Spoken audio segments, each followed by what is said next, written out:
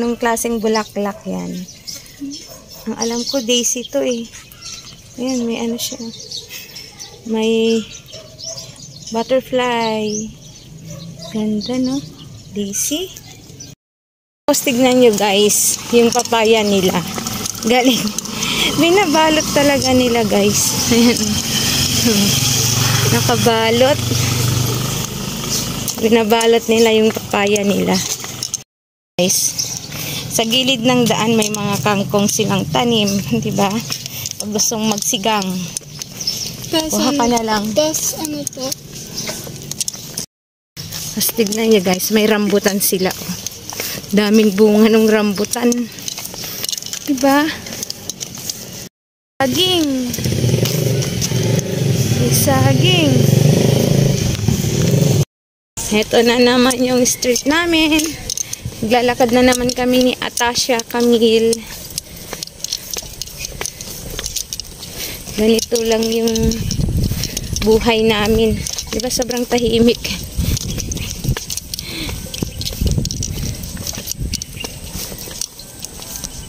Simpleng buhay. Ni Atasha. Hi Atasha. Say hi to my vlog. Say hi. Oh, hi guys. Hi guys. Pagod na siya. Pagod na siya. Naglalayo. Init na anak. Bilis na mo. Lapit na kami sa bahay. Yeah. Simbahan yan. Ang iglesia.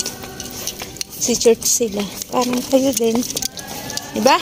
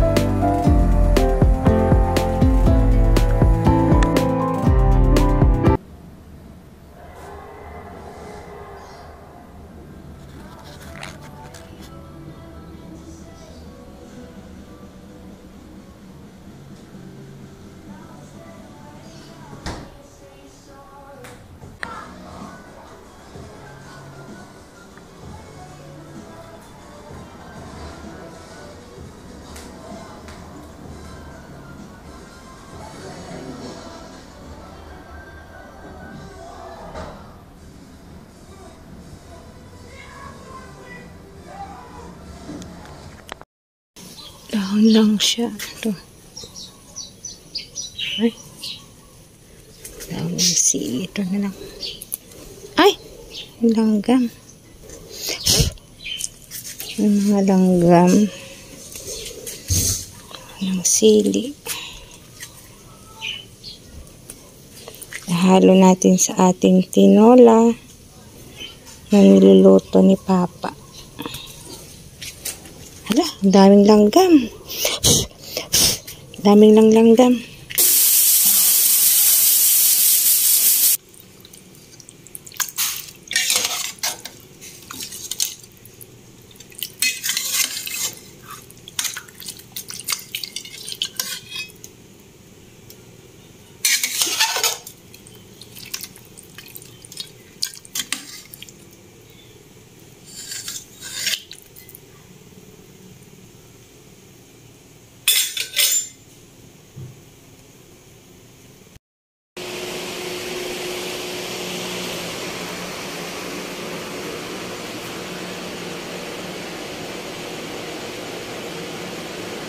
improvise yung lampshade niya, guys.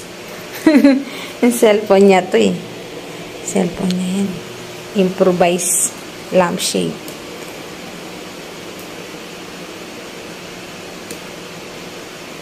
What is the time na is? 9:56 na pala ng gabi, anak. Bisa mo na kasi magti-10 na pala. 9:56 na ng gabi, nag-aaral pa rin siya, guys. Saka hindi ko na siya masyadong tinuturuan kasi marunong na siya.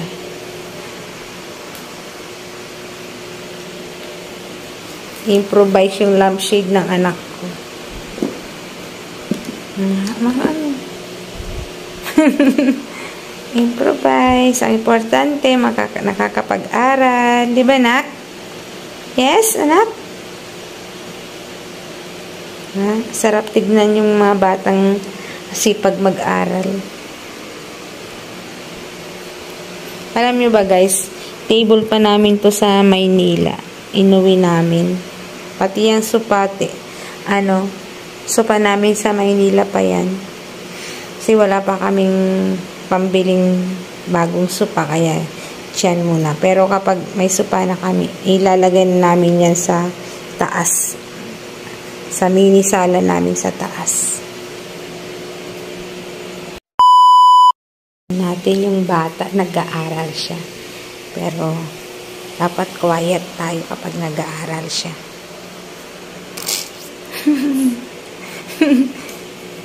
Nag-aaral siya, guys.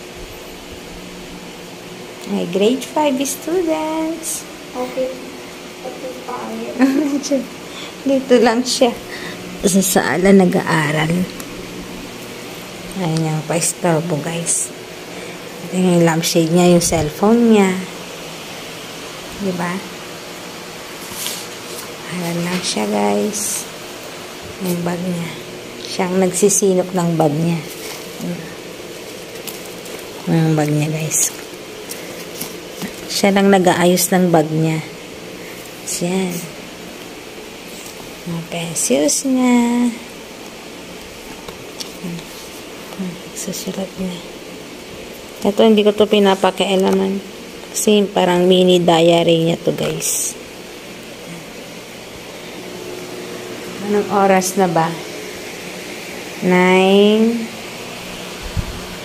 Ang oras ay mga 9:30 ng gabi. Nag-aaral pa rin siya. Yan.